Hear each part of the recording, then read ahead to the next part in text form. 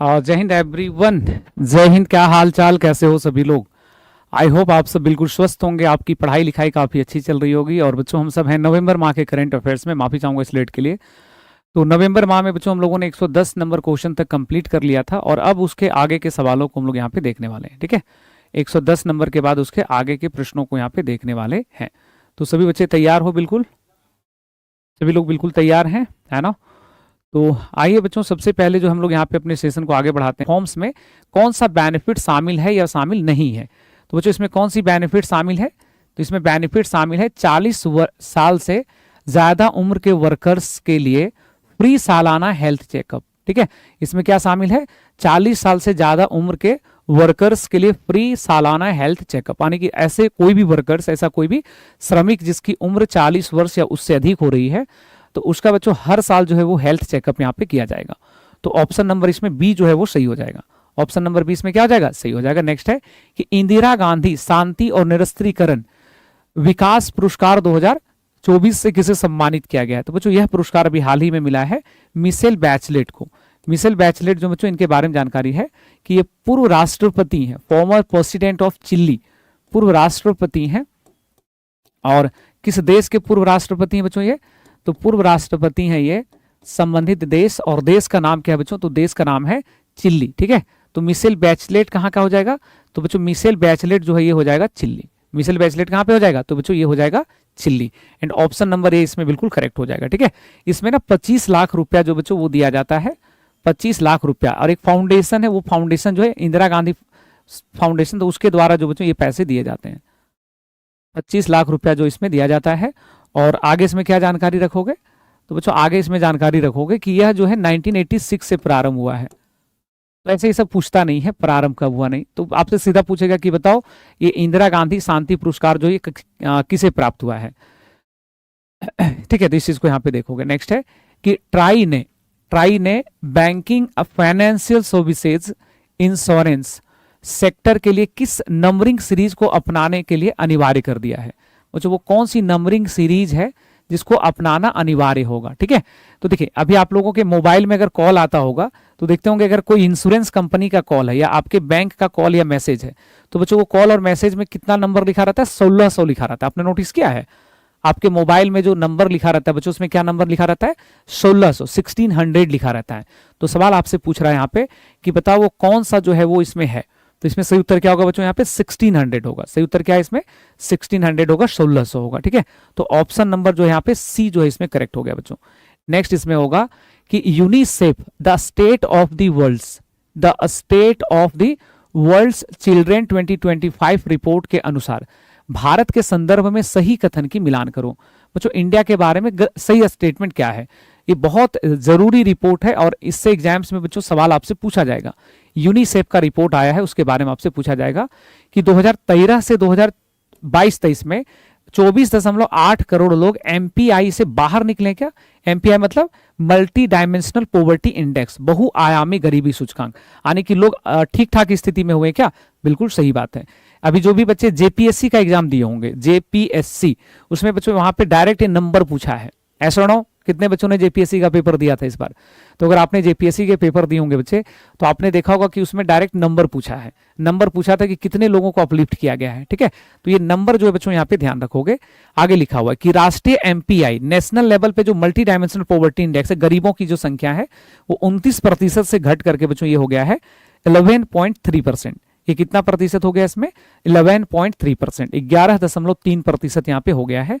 सामाजिक सुरक्षा कवरेज में 2015 में सोशल सिक्योरिटी का कवरेज कितना था? 19%। और नाउ इट्स इंक्रीज बाय, बच्चों अब ये बढ़ के हो गया है 64.3%। अब इंक्रीज होकर कितना हो गया है? 64.3%। तो तीनों स्टेटमेंट यहाँ पे बिल्कुल करेक्ट हो जाएगा और राइट आंसर हम लोगों का हो जाएगा बच्चों इसमें ऑप्शन नंबर डी। ठीक है, सर आपसे मिलना था, कितना बजे आए ऑफिस का? कहाँ पे तुम्हारे नजदीक पड़ेगा बताओ? बोरिंग रोड की मुसल्लमपुर हाट? तो दोनों के लिए अलग अलग टाइमिंग रहता है ना बच्चे। सर बीपीएससी का फॉर्म फिल करने में ईडब्ल्यूएस लग सकता है, प्लीज बता दीजिए। तुम लोग देखो एकदम मार खाओगे। एक भी बच्चा अगर फॉर्म कैसे भरना है इस बारे में अगर कुछ पूछना चाहते हो, बहुत तेज मारेंगे एकदम एक थप्पड़ खींच के। गधे कहीं के। एक बात बताओ तुम लोग, नोटिफिकेशन अगर तुम अंडरस्टैंड नहीं कर पा रहे हो तो तुम बीपीएससी कैसे क्वालिफाई कर लोगे? तुम बीपीएससी कैसे क्वालिफाई कर लोगे? अपने आप से एक सवाल पूछो तो जरा। आप जब नोटिफिकेशन नहीं समझते, उसमें सब कुछ डिटेल लिखा हुआ रहता है, कैसे भरना है, कैसे नहीं भरना है, क्या करना है, कैसे नहीं करना है, तो फिर आप कैसे ऐसे हमसे सवाल पूछ लेते हैं? जो मन में आता है बस पूछ लेते हैं। कभी भी किसी भी टीचर का इतना तो सम्मान करो कम से कम, है ना? तुम पढ़ाई से संबंधित बातें पूछो, पूछ रहा फॉर्म भरने में लगता है, ये हम ही बताएंगे तुमको। सर मुसल्लमपुर हाट में सर नोट्स भी दिखाना था, तो तुम जो है ना बाबू, मुसल्लमपुर हाट में अगर आना चाहते हो तो तुम 10 बजे आ जाओ। 10 AM में जो है आप वहां पे पूछना किसी से, किसी सर कहाँ पे है, ठीक है? तो 10 बजे जो है आप एक बार वहां पे पूछ लेना, नोट्स वगैरह जो भी दिखाना है, क्योंकि उस समय मेरी क्लास ब्रेक होगी, तो 10 मिनट 15 मिनट का टाइम रहेगा। तो बच्चों इसमें सारी बातें जो यहाँ पे सत्य है, all of the above is correct. Right answer क्या हो गया उसमें? Option number D. भारत ने वर्ष 2024-25 में, वर्ष 2024-25 में कितने हजार करोड़ रुपए का अब तक का सर्वाधिक रक्षा निर्माण किया है? तो बच्चों भारत ने जो रक्षा निर्माण किया है वो अब तक का सबसे हाईएस्ट है, डिफेंस प्रोडक्शन। भारत ने कितना रक्षा उत्पादन किया? 1.54 लाख करोड़ रुपीस। और इसमें से जो निर्यात किया है, जैसे इतना उत्पादन किया तो सब यही नहीं ना रख लिया होगा, तो भारत ने निर्यात भी किया है, डिफेंस एक्सपोर्ट भी हुए हैं। तो बच्चों डिफेंस एक्सपोर्ट क्या है हमारा? तो डिफेंस एक्सपोर्ट जो बच्चों यहाँ पे डिफेंस एक्सपोर्ट वो कितना है? 23,622। और ये जो दोनों लिखा हुआ है, एक है रक्षा निर्माण लक्ष्य, ठीक है, रक्षा निर्माण लक्ष्य है, ठीक है, और एक है रक्षा उत्पादन निर्यात लक्ष्य, निर्यात लक्ष्य, ठीक है। और बच्चों ये दोनों लक्ष्य जो है ये है 2029 तक का, 2029 तक, ठीक है, 2029 तक। तो बच्चों इसमें 2029 तक का लक्ष्य क्या है? ध्यान से सुनोगे, 2029 तक का है कि भारत में रक्षा निर्माण अभी वर्तमान में 1.54 लाख करोड़ रुपीस का हुआ है। 2029 तक इसको बढ़ा के करना है 3 लाख करोड़ रुपए तक का। इसको ध्यान रखना। भारत निर्यात करता है 23,625 करोड़ रुपए का, डिफेंस एक्सपोर्ट करता है, इसको बढ़ा करके करना है 50,000 करोड़ रुपए तक का। तो ये डेटा जो है बच्चों बहुत महत्वपूर्ण है, इसको जरूर देखोगे, ठीक है। आगे बढ़ते हैं, नेक्स्ट है इस संयुक्त राष्ट्र मानवाधिकार मामलों के समन्वय कार्यालय द्वारा जारी नवीनतम आंकड़ों के अनुसार वैश्विक स्तर पर सबसे बड़ा मानवीय सहायता, जो ग्लोबल लेवल पे सबसे बड़ा ह्यूमैनिटेरियन एड जो है ग्लोबली देने वाला कौन है? इसमें सबसे बड़ा ह्यूमैनिटेरियन एड प्रोवाइडर कौन है? तो बच्चों इसमें पहला नंबर पे जो देश है उसका नाम है अमेरिका। पहला नंबर में अमेरिका, दूसरा में यूरोपियन यूनियन, और तीसरा नंबर पे बच्चों इसमें यूएई पड़ता है। भारत थोड़ा सा इसमें पीछे है, नहीं मानवीय सहायता के मामले में किसे है तो इंडिया थोड़ा सा पीछे है, ठीक है। सर हम पीडीएफ नहीं निकलवाते, हाथ से लिखते, तुम्हें सैल्यूट है बाबू, बहुत अच्छा करते हो। पीडीएफ जो है ना, पीडीएफ को अगर आप हाथ से लिखिएगा तो वो सबसे बेस्ट तरीका है चीजों को याद रखने का। क्वेश्चंस के साथ थोड़ा कीवर्ड के फॉर्म में उसको शॉर्ट नोट्स के रूप में लिखते चले जाइए। जैसे मान लो यही क्वेश्चन हमको लिखना था, हम लिखते हैं ऐसे करके, संयुक्त राष्ट्र मामलों का कार्यालय द्वारा जारी नवीनतम आंकड़ों के अनुसार वैश्विक स्तर पर सबसे बड़े मानवीय सहायता प्रदाता देश, ऐसे करके तीनों देश का नाम लिख लेते हैं, हो गया। तो प्रयास करिए हाथ से भी लिख रहे हैं तो कोई दिक्कत वाली बात नहीं है। पहला ब्लाइंड T20 वर्ल्ड कप का विजेता कौन है? तो बच्चों ये जो T20 वर्ल्ड कप हुआ था ये हुआ था भारत में। बच्चों इसका आयोजक कौन था? इसका तो इसका आयोजक था बच्चों भारत। प्रश्न में ही लिखा हुआ है कि ये पहला था, यानी कि इट वाज फर्स्ट एडिशन, और इसको विजयी कौन हुआ है बच्चों? भारत। हारा कौन है इसमें? नेपाल, ठीक है। नेपाल को भारतीय टीम ने 7 विकेट से हरा दिया। नेक्स्ट है कि हाल ही में किस देश ने कोलंबो सिक्योरिटी कॉन्क्लेव की पूर्ण सदस्यता को प्राप्त कर लिया है? तो बच्चों इसे प्राप्त करने वाला छठा देश बन गया है, छठा देश बन गया है सेशेल्स, ठीक है। और पहले से ये लोग हैं यहाँ पे, ये जितने भी देश हैं पहले से हैं, मालदीव, मॉरिशस, बांग्लादेश, इसके अलावा इसमें भारत और श्रीलंका, भारत तथा श्रीलंका, भारत तथा श्रीलंका। तो बच्चों इसमें टोटल जो हम लोगों का संख्या वो कितना हो गया? तो टोटल संख्या हो गया 6, 2, 4 और 2, 6। ये जो सम्मेलन हुआ था बच्चों, ये जो कॉन्क्लेव हुआ है, यह कॉन्क्लेव हुआ है नई दिल्ली में। यह भी पूछ सकता है कि कॉन्क्लेव हुआ कहाँ पे? तो बच्चों नई दिल्ली में हुआ है, और इस कॉन्क्लेव की अध्यक्षता किया है एनएसजी, नेशनल सिक्योरिटी, जो क्या नाम है इनका, क्या बोलते हैं इसको, NSA, national security adviser Ajit Doval ने बच्चों इसकी अध्यक्षता किया है। अजीत डोभाल जो है उन्होंने इसकी अध्यक्षता की है। तो इसकी अध्यक्षता किसने किया बच्चों? यहाँ पे अजीत डोभाल ने। किसने इसकी अध्यक्षता किया है? अजीत डोभाल ने। किसने इसकी अध्यक्षता की है? अजीत डोभाल ने। तो इस बात को यहाँ पे ध्यान रखोगे। आगे बढ़ते बच्चों, नेक्स्ट है कि राज्य स्तरीय समर्पित न्यायालय कक्ष किस राज्य ने शुरू किया है? तो बच्चों ये पंजाब ने स्टार्ट किया, ठीक है। और अगर इसी में पूछेगा थर्ड जेंडर के लिए अलग से कोर्ट किसने बनाया है, थर्ड जेंडर के लिए बच्चों एक कोर्ट स्पेशली, तो दिल्ली ने। और इसी में दिव्यांग लोगों के लिए, पर्सन विद डिसेबिलिटी के लिए, दिव्यांग जनों के लिए भी जो है न्यायालय कक्ष अलग से बनाने वाला देश है दिल्ली, मतलब राज्य है यूटीज में, यूनियन टेरिटरी या, तो वो हो जाएगा दिल्ली। अगर पूछेगा न्यायालय कक्ष तो इधर पंजाब हो जाएगा बच्चों। गूगल अमेरिका से बाहर अपना सबसे बड़ा एआई हार्डवेयर केंद्र किस देश में बना रहा है, तो देखो एआई हार्डवेयर बोल रहा है, हार्डवेयर बोलेंगे ताइवान में। लेकिन अगर यही सवाल में पूछा रहे कि एआई सॉफ्टवेयर सेंटर कहां बना रहा है, कौन सा सेंटर है बच्चों, ये सॉफ्टवेयर सेंटर। तो सॉफ्टवेयर सेंटर कहां बना रहा है, तो सॉफ्टवेयर सेंटर जो डेवलप किया जा रहा है बच्चों ये हो रहा है विशाखापत्तनम में। कहां पे बोलेंगे इसको, विशाखापत्तनम में। विशाखापत्तनम जो बच्चों वहां पे इसको बनाया जा रहा है, विशाखापत्तनम में बनाया जा रहा है। तो इन चीजों को भी ध्यान में रखना है, ठीक है, इन चीजों को भी यहाँ पे ध्यान में रखोगे, ठीक है। आगे बढ़ते हैं, नेक्स्ट क्वेश्चन हमारे सामने रहने वाला है कि हाल ही में, प्रश्न संख्या बच्चों 121 है, हाल ही में पहला अर्थ समिट 2025-26 का आयोजन कहाँ हुआ है, तो बच्चों बेसिकली दो शहरों में हुआ है, हैदराबाद में भी और गांधीनगर में भी। तो दोनों ऑप्शन आपसे एक साथ कभी नहीं देगा, है ना, जब भी ये सवाल होगा तो बच्चों इंडिविजुअल क्वेश्चंस होंगे। तो अर्थ समिट कहाँ कहाँ पे बोलेंगे, दो शहरों में हुआ है बेसिकली, हैदराबाद में भी और गांधीनगर में भी। तो इस चीज को यहाँ पे ध्यान रखोगे। आगे है कि 6th इंटरनेशनल एग्रोनॉमी कांग्रेस का उद्घाटन कहाँ पे, तो बच्चों ये सब दिल्ली में ही होता है आमतौर पे। और कृषि मंत्री जो है उन्होंने इसका उद्घाटन किया है, कृषि मंत्री शिवराज सिंह चौहान जो बच्चों उन्होंने इसका उद्घाटन किया है, शिवराज सिंह चौहान,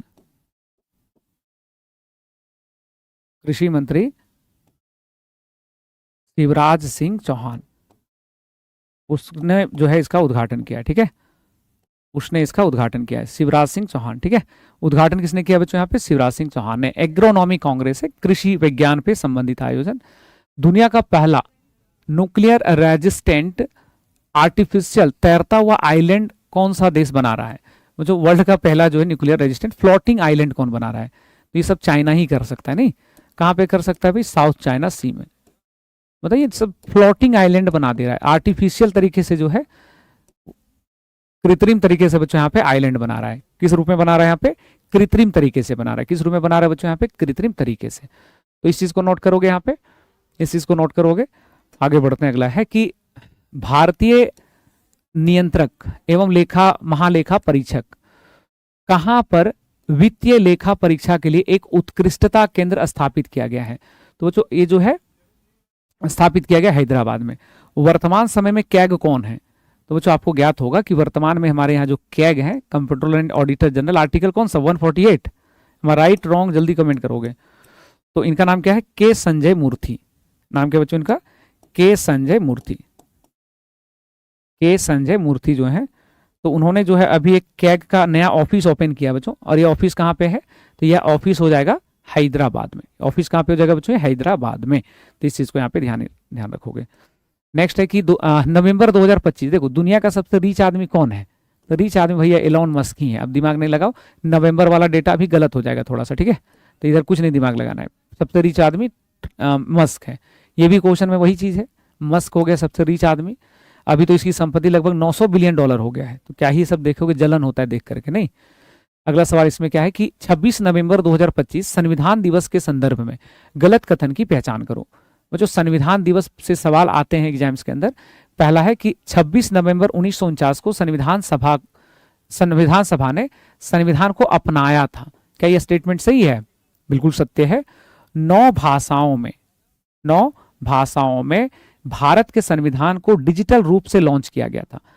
9 भाषाओं में इसको किस रूप में लॉन्च किया गया था बच्चों, डिजिटल रूप में, एकदम सही है। इसमें नाम होगा प्रेम होगा, हाँ प्रीम नहीं बच्चों, इसको थोड़ा करेक्ट कर लेना, प्रेम बिहारी नारायण रायजादा ने सुंदर कैलीग्राफी किया है। वो जो लिखावट है ना संविधान का, वो इन्होंने किया है। 2017 में इसे आधिकारिक रूप से संविधान दिवस घोषित किया गया, नहीं जो संविधान दिवस घोषित किया गया है 2015 में, तो डी यहाँ पे गलत हो गया। संविधान दिवस की घोषणा जो है वर्तमान नरेंद्र मोदी की सरकार जो है, एनडीए गवर्नमेंट, तो उनके समय हुआ था। नवगठित बिहार विधानसभा के लिए प्रोटेम स्पीकर के रूप में किसने शपथ लिया बच्चों, नरेंद्र नारायण यादव। नरेंद्र नारायण यादव जो बच्चों ये 11 बार के विधायक हैं, 11 बार के जो है ये विधायक हैं। मतलब जब से इनका समझ लो इतना बड़ा अनुभव, आलमनगर जो बच्चों इनका सीट है, आलमनगर सीट। पूरा मामला क्या है वो समझोगे। आपको ज्ञात है कि विधानसभा जो होता है वो 5 वर्षों के लिए होता है। तो अभी बच्चों 18वीं विधानसभा गठित हुई है। अभी कौन सी विधानसभा गठित हुई है? 18वीं। अभी कौन सी विधानसभा गठित हुई है? 18वीं गठित हुई है। तो 18वीं विधानसभा में जो प्रोटेम स्पीकर बनाएगा उनका नाम है बच्चों नरेंद्र नारायण यादव, और बहुत सीनियर है ये, तो बड़ा इनका मामला है भाई। दिग्गज अभिनेता धर्मेंद्र का निधन हो गया है 24 नवंबर 2025 को। उनके संदर्भ में सही जानकारी की पहचान करो। 2012 में उनको पद्म भूषण प्राप्त हुआ था, सही बात है। 1997 में धर्मेंद्र की film fair life time achievement award प्राप्त हुआ था, सही है। पहली और आखिरी फिल्म दिल भी तेरा हम भी तेरे, और आखिरी फिल्म था 21। क्या ये तीनों बातें सही है? तो बच्चों बिल्कुल सही है। देखो कोई भी बड़ा पर्सनैलिटी का अगर डेथ होता है ना तो आपसे ऐसे सवाल पूछे जाएंगे और विशेष रूप से आपसे उलझाया जाएगा कि पद्म श्री मिला है कि पद्म विभूषण मिला है, तो आप बोलोगे बीच बीच वाला है ना, बीच बीच वाला यहाँ पे प्राप्त हुआ है। नेक्स्ट है कि हाल ही में सक्रिय हुए ज्वालामुखी तथा संबंधित देशों के बारे में गलत मिलान की पहचान करो। बच्चों ज्वालामुखी जो है वो एक्टिव हुआ है तो न्यूज में था। किलाउ ज्वालामुखी अमेरिका में है भाई, ये तो सबको पता है, हवाई आइलैंड में है। माउंट सैमरू इंडोनेशिया में भी खबरों में था। हेलीगुबी इथोपिया में भी खबरों में था।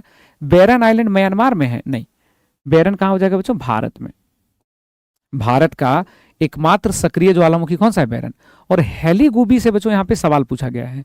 हेलीगुबी जो है ये 12,000 वर्षों बाद एक्टिव हुआ है। 12,000 वर्षों बाद, 12,000 वर्षों बाद ये सक्रिय हुआ है, सक्रिय हुआ है। ठीक है, कितने वर्षों के बाद बच्चों ये सक्रिय हुआ है? 12,000 वर्षों के बाद। कितने वर्षों के बाद सक्रिय हुआ है? 12,000 वर्षों के बाद। ठीक है, नेक्स्ट क्वेश्चन क्या है? नेक्स्ट क्वेश्चन होगा प्रश्न संख्या 131 नंबर पे कि उभरती प्रौद्योगिकियों पर आधारित एसीआई टीआई साझेदारी में कौन सा देश शामिल है? बच्चों A for Australia, C for Canada और आई फॉर इंडिया। तो एसीटीआई का में कौन सा देश हो जाएगा? तो बच्चों ये है इन सभी देशों का टीआई फॉर टेक्नोलॉजी और टेक्नोलॉजी एंड इनोवेशन। ठीक है, इसको क्या बोलते हैं यहाँ पे? टेक्नोलॉजी एंड इनोवेशन,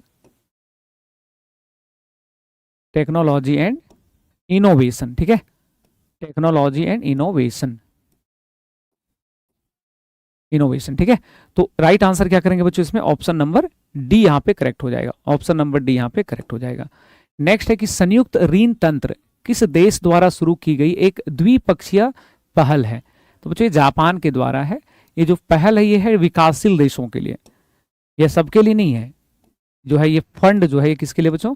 विकासशील देशों के लिए। It is dedicated for the developing nation for environment programme. जो पर्यावरण की योजनाएं चलती है ना, या जलवायु परिवर्तन संबंधित योजनाएं जो है उसके लिए है ये। जलवायु परिवर्तन संबंधी योजना, संबंधी योजना। ठीक है, तो जलवायु परिवर्तन संबंधी जो योजना बच्चों ये उसके लिए है। तो इस बात को यहाँ पे ध्यान रखोगे, इस बात को ध्यान रखोगे। ठीक है, नेक्स्ट हम लोगों के सामने क्या है इसमें? तो नेक्स्ट यहाँ पे है अगला जो सवाल होगा कि संयुक्त राज्य अमेरिका ने हाल ही में किस देश को NASAMS की बिक्री को मंजूरी दे दिया है? तो बच्चों यह एक रक्षा प्रणाली है। ठीक है, यह क्या है? एक प्रकार का डिफेंस जो है वो सिस्टम है। तो ये अभी हाल ही में किस देश को दे दिया गया बच्चों यहाँ पे?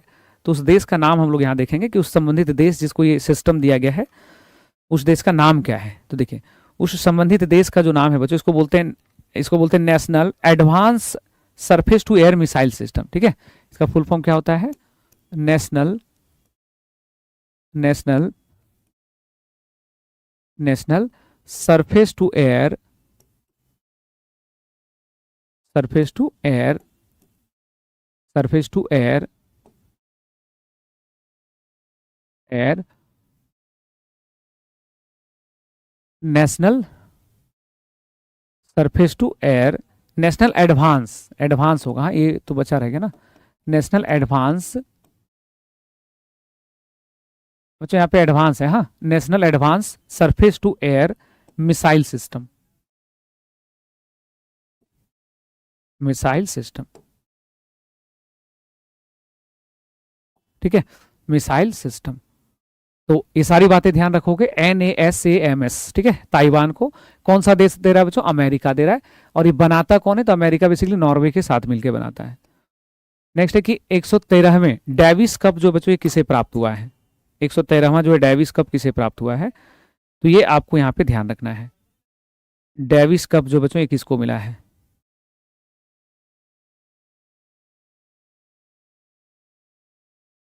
ठीक है,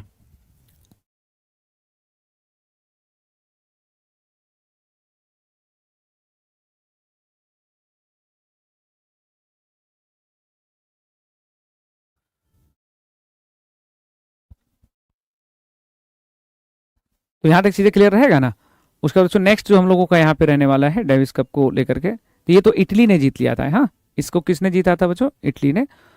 तो इस चीज को यहाँ पे ध्यान रखोगे। इसको जीता कौन है इसमें? इटली। टेनिस टूर्नामेंट है डेविस ना, टेनिस टूर्नामेंट है, टेनिस ही है ना ये, टेनिस टूर्नामेंट है, टेनिस टूर्नामेंट है। और ठीक है, तो इसको यहाँ पे इन्होंने जीत लिया है।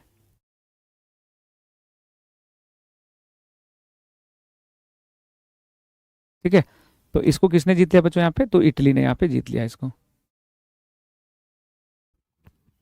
लॉन टेनिस होता है नहीं, लॉन टेनिस जो है, लॉन टेनिस से संबंधित है। नेक्स्ट होगा, अगला सवाल है कि हाल ही में बंगाल की खाड़ी से उत्पन्न हुए चक्रवात सेन्यार का नामकरण किस देश ने किया है? जो चक्रवात सेन्यार जो है इसका नाम किसने रखा है? तो इसका नाम रखा है संयुक्त अरब अमीरात्स ने। ठीक है, और हर देश सजेस्ट करता है, जैसे भारत ने भी एक सजेशन दिया हुआ नाम का, वो है मुरासू। इंडिया अगला जो चक्रवात आएगा ना, तो भारत जब नाम दिया है तो भारत ने पहले ही नाम दे रखा है कि भाई नाम रखना मुरासू। तो इस तरह के नाम यहाँ पे होते हैं ना। आगे होगा बच्चों, संयुक्त सैन्य अभ्यास सूर्य किरण का 19वां संस्करण किस देश के बीच हुआ है? तो सूर्य किरण हर साल भारत और नेपाल के मध्य होता है। इस बार भी किसके बीच? भारत नेपाल। और भारत में कहाँ पे बच्चों? तो भारत में जो है वो है उत्तराखंड में। भारत में कहाँ पे बोलेंगे? उत्तराखंड में। उत्तराखंड में कहाँ पे बच्चों? पिथौरागढ़ में। कहाँ पे हो जाएगा ये? पिथौरागढ़ में, पिथौरागढ़ में। ठीक है, तो इस चीज को यहाँ पे ध्यान रखोगे। कहाँ पे हुआ है? तो पिथौरागढ़ में। हर साल अलग अलग, पिछले बार जैसे लुम्बिनी में हुआ था, अभी पिथौरागढ़ में। नेक्स्ट है, हाल ही में भारतीय सेना ने 68 वर्षों के बाद किस ऑपरेशन के शहीदों को सम्मान दिया है? तो जो ऑपरेशन पवन चला था 1987 में, जो श्रीलंका में LTTE जो थे बच्चों, लीटे जिसको कहते हैं, तो वो जो लीटे विद्रोही थे उनके अगेंस्ट भारत सरकार ने जो एक मदद पहुंचाया था 1987 में।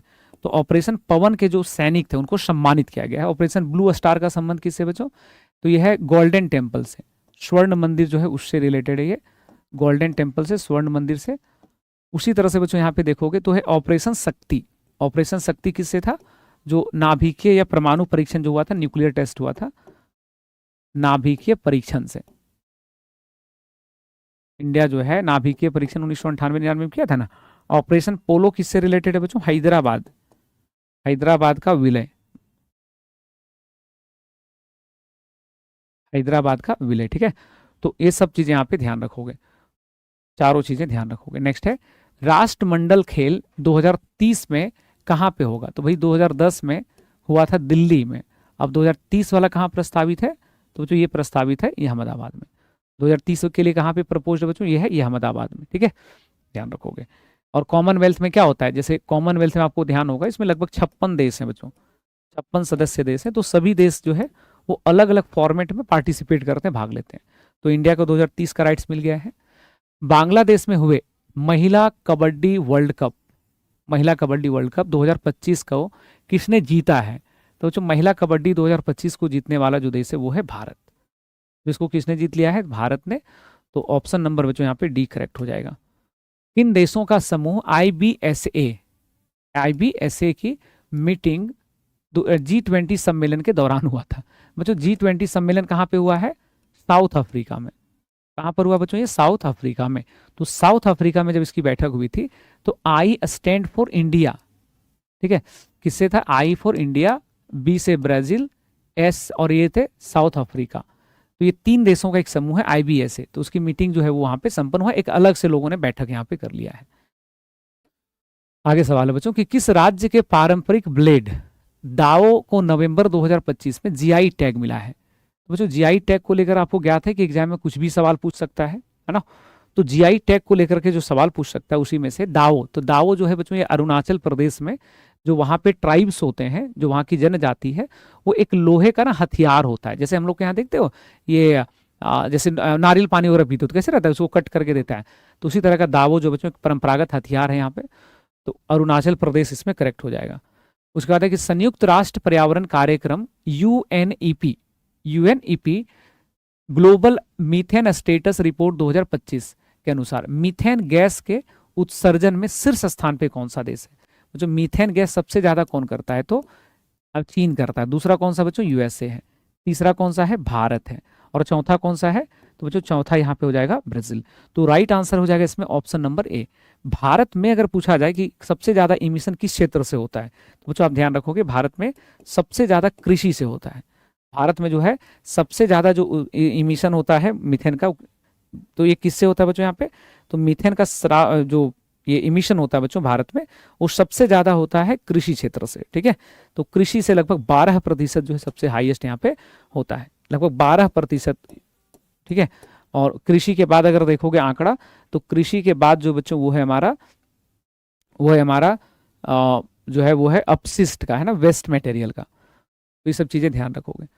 आगे क्वेश्चन होगा कि 143 भारत में दुर्लभ पृथ्वी चुंबक विनिर्माण को बढ़ावा देने के लिए नवंबर 2025 में केंद्रीय मंत्रिमंडल द्वारा अनुमोदित योजना कौन सा है। बच्चों रेयर अर्थ मैग्नेट जो है उसकी मैन्युफैक्चरिंग को इंडिया डेवलप करना चाहता है, रेयर अर्थ मैग्नेट को। तो गवर्नमेंट ने एक स्कीम लॉन्च किया है जिस स्कीम का नाम है सिंडर्ड रेयर अर्थ अस्थायी चुंबक निर्माण को बढ़ावा देने की योजना। ठीक है, और इस योजना के लिए बच्चों जो इसका बजट है, जो इसका जो टोटल आउटले है, बजट जो इसका बच्चों इसका जो टोटल आउटले है वो कितना है, तो इसमें हम लोग यहाँ पे बोलेंगे इसका टोटल जो आउटले है बच्चों वो है 7280 करोड़ रुपया। तो बच्चों इसके लिए बहुत बड़ा एक रकम यहाँ पे जारी किया गया है, और यह कार्यक्रम जो है लगभग 5 वर्षों के लिए है, 5 ईयर्स के लिए, नेक्स्ट 5 ईयर्स। तो सरकार इस पे फोकस करेगी और क्या करेगी बच्चों, जो रेयर अर्थ चुंबक है, मैग्नेट है, उसको डेवलप करेगी। केंद्रीय नवीन एवं नवीकरणीय ऊर्जा मंत्री प्रहलाद जोशी ने बायोमास पैलेट प्लांट का उद्घाटन कहाँ किया है। तो बच्चों इसका उद्घाटन उन्होंने रेवाड़ी में किया है। रेवाड़ी बोले बच्चों तो हरियाणा में, रेवाड़ी कहाँ पे पड़ता है, तो हरियाणा में। ठीक है, तो इसका उद्घाटन उन्होंने कहाँ किया बच्चों, यहाँ पे हरियाणा में रेवाड़ी में किया है। कहाँ पे किया है, तो हरियाणा के रेवाड़ी में। और बायोमास प्लांट बेसिकली क्या होता है कि, ठीक है, इसमें जैसे होता है ना कि आप मान लो बायो एथेनॉल प्लांट है, ठीक है, एथेनॉल प्राप्त हो गया, तो एथेनॉल प्राप्त होने के बाद जो वेस्ट मटेरियल बच जाता है बच्चों, उससे जो इसको तैयार किया जाएगा। नेक्स्ट क्वेश्चन है कि ICC T20 वर्ल्ड कप, इसमें ब्रांड एम्बेसडर किसको बनाया गया था बच्चों, हिटमैन के नाम से फेमस है। और ये T20 वर्ल्ड कप के बारे में आपको ज्ञात ही है, भारत एंड श्रीलंका मिलकर इसका आयोजन कर रहे थे, है ना। विजेता कौन रहा था भाई, तो विजेता इसमें रहा है, विजयी हुआ था इंडिया। विजयी कौन हुआ था बच्चों, इसमें इंडिया हमारा जीत गया था। तो उसमें रोहित शर्मा को जो है उसमें बनाया गया था ब्रांड एम्बेसडर। भारत और किस देश के बीच में हुआ रक्षा समझौता, भारत में हैमर स्मार्ट हथियार बनाए जाएंगे।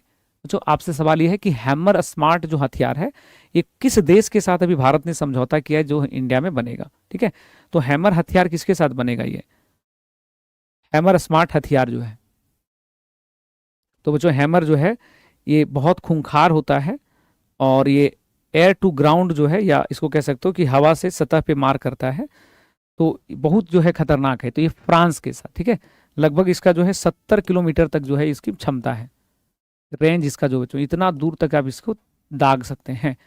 तो ये 70 किलोमीटर का यहाँ पे रेंज है, और उसको लेकर के सारी बातें। ठीक है, नेक्स्ट यहाँ पे होगा कि दुनिया की सबसे ताकतवर महिला प्रतियोगिता 2025 का खिताब किसने जीत लिया है। तो बच्चों इसमें बड़ा गड़बड़ हो गया था, है ना, इसमें बड़ा गड़बड़ हो गया था। गड़बड़ क्या हुआ था, ध्यान से सुनोगे सभी बच्चे। बच्चों गड़बड़ ये हो गया था कि देखिए ताकतवर महिला का सवाल है कि वर्ल्ड की सबसे ताकतवर महिला कौन है, तो ताकतवर महिला का जब सवाल है बच्चों यहाँ पे, तो ताकतवर महिला के मामले में पहला जो अवार्ड मिला था वो मिला था जेमी बुकर को। जेमी बुकर जो है बच्चों, बाद में जब इनकी जांच हुई तो पता चला कि ये जो ऑर्गेनिकली थी वो पहले पुरुष थी, बाद में इन्होंने क्या किया था, अपना जेंडर का ट्रांसप्लांट करा था, यानी कि ये पहले पुरुष थी बाद में महिला बनी थी। तो जो जूरी था जो डिसाइड करता इस अवार्ड को, तो फिर इन्होंने अवार्ड दे करके वापस ले लिया। मैं डेली करंट अफेयर्स पढ़ाता था ना, तो हमको ये क्वेश्चन 2 बार पढ़ाना पड़ा, ठीक है। तो ये बायोलॉजिकल फीमेल नहीं थी, जिस कारण से इनसे क्या कर लिया गया, इनसे वापस ले लिया गया। तो ये सारी बातें यहाँ पे ध्यान रखोगे। आगे बढ़ते हैं बच्चों, नेक्स्ट है कि ISSF world championship rifle pistol 2025 शीर्ष स्थान पे कौन सा है? तो बच्चों पहला नंबर पे चाइना, दूसरा नंबर पे कोरिया, तीसरा नंबर पे भारत। करेक्ट आंसर क्या हो जाएगा इसमें? ऑप्शन नंबर ये यहाँ पे बच्चों करेक्ट हो जाएगा, ठीक है। सही उत्तर क्या हो जाएगा इसमें? तो सही उत्तर है ऑप्शन नंबर ए।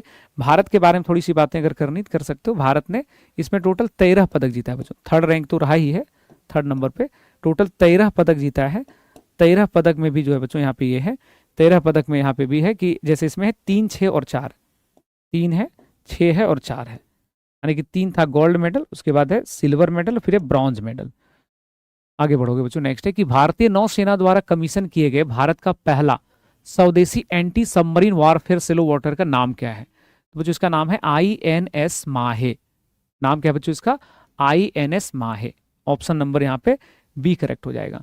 भारत की पहली ड्रोन सिटी और स्पेस सिटी, ड्रोन सिटी और स्पेस सिटी, AICT और क्वांटम सिटी का ब्लूप्रिंट किस राज्य ने तैयार किया? बच्चों ये है आंध्र प्रदेश। ड्रोन सिटी अगर पूछेगा तो डायरेक्ट आप याद रखना कुरनूल में बनेगा।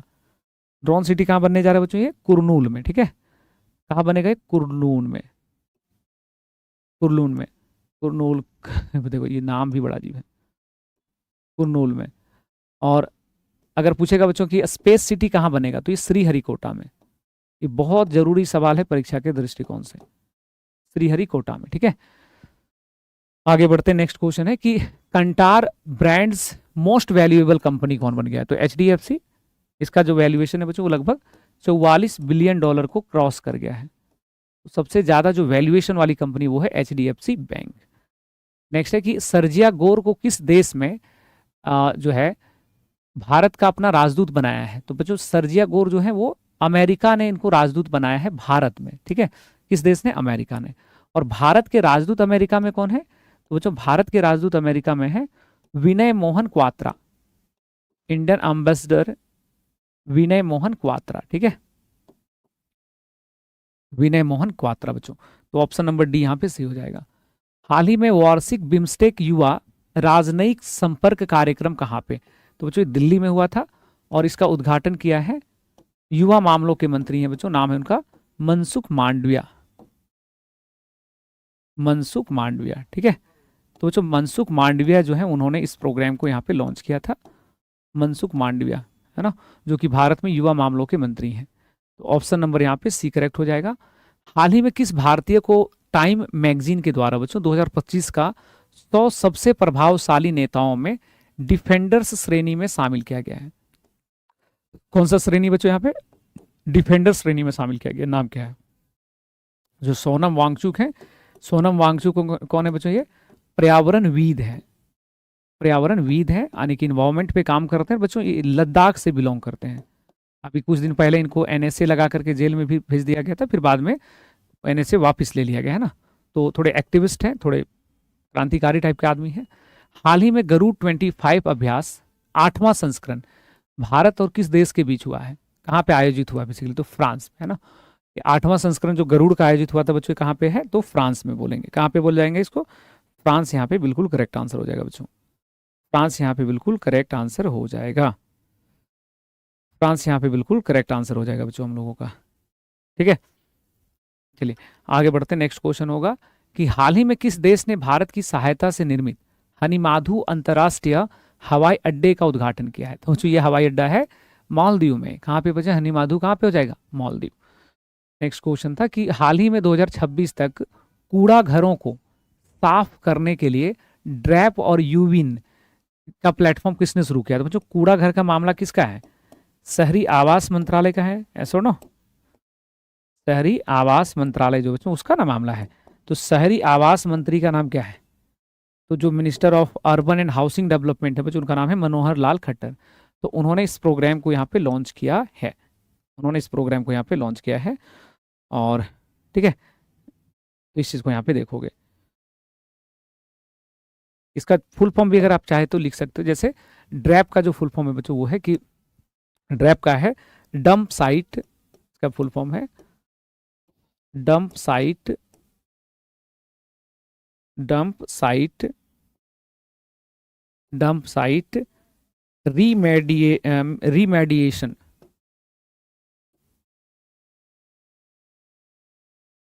रीमेडिएशन, रीमेडिएशन एक्सेलरेटर प्रोग्राम,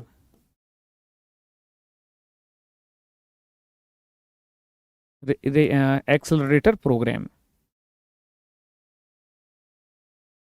ठीक है, तो ये हो गया यहाँ पे dump site remediation accelerator programme. और बच्चों यूविन का मतलब तो बड़ा सिंपल है, ये है urban, urban investment window, urban investment window.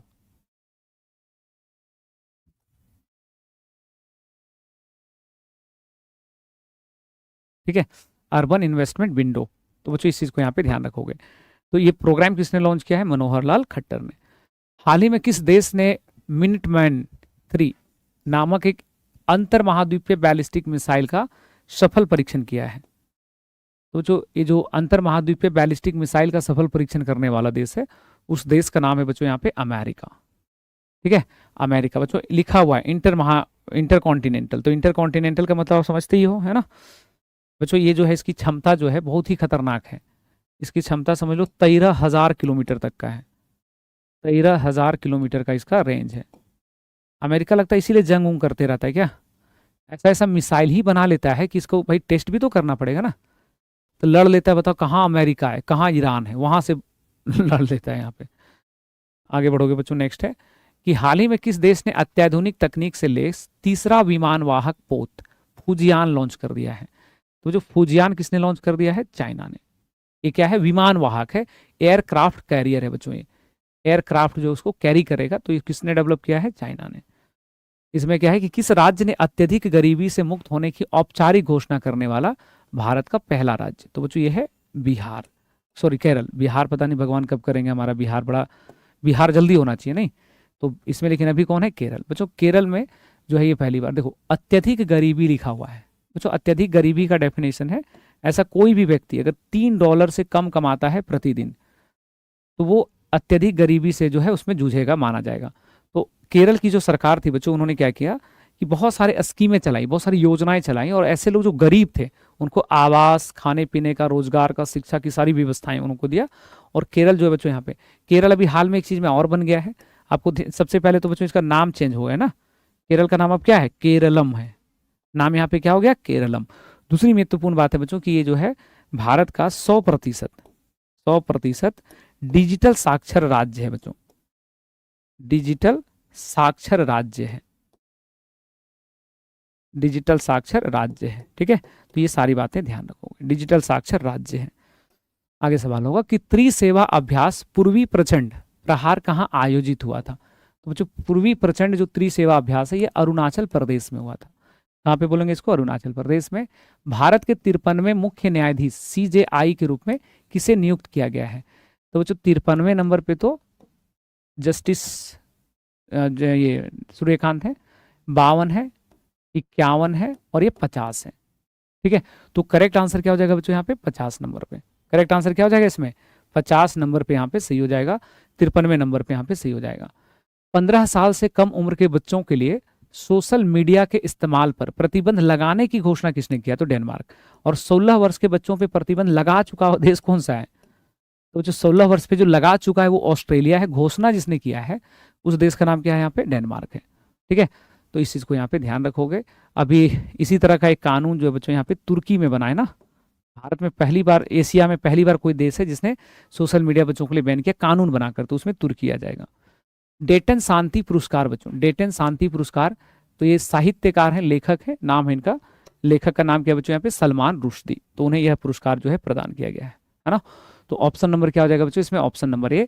और बाकी लोग को तो आप जानते ही हो, बानू मुश्ताक को कौन सा अवार्ड था, international Booker award, Booker prize, ठीक है। उसी तरह से देखोगे तो डेविड स्लेजले को कौन सा था इसमें, महज इनका है बुकर अवार्ड या बुकर प्राइज। तो इन सब चीजों को ध्यान रखोगे। ओके, तो 164 क्वेश्चन थे ना, उसके बाद बच्चों अभी ये हम यहाँ पे समाप्त हो गया। अब देखिए, अब हम लोग कल का जो क्लास रहेगा ना, उसमें हम लोग दिसंबर माह अपना पढ़ेंगे, दिसंबर का। तो दिसंबर जो है कल हम लोग पढ़ेंगे, मैं आपको पीडीएफ देखता हूँ, अपलोड करवा देता हूँ तुरंत। उसके बाद सीधा हम लोग आ जाएंगे जनवरी 26 में। हम लोग अच्छा खासा स्पीड में चल रहे हो ना, और इस तरह से हम लोग को पहुंचना है कहाँ तक, जून तक जो है जल्दी जल्दी पहुंचना है। तो आप में से जो भी बच्चे जो चीज़ें पढ़ रहे हो, तो प्रयास करिएगा कि पढ़ने के क्रम में जो पीछे वाली चीज़ें है वो सब भूलना नहीं है, वो सबको भी अच्छे से क्या करोगे, अच्छे से जो है उसको रिकॉल करते चलोगे, उसको अच्छे से नोट करते चलोगे। बात समझ में आ रही है यहाँ पे? चलो, तो बच्चों बहुत बहुत धन्यवाद सभी को, खूब ख्याल रखिएगा, पढ़ते रहना है, रिवीजन करते रहना है। मैं पीडीएफ डलवा देता हूँ आपको। हाँ, टेक केयर, बाय बाय, जय हिंद साथियों।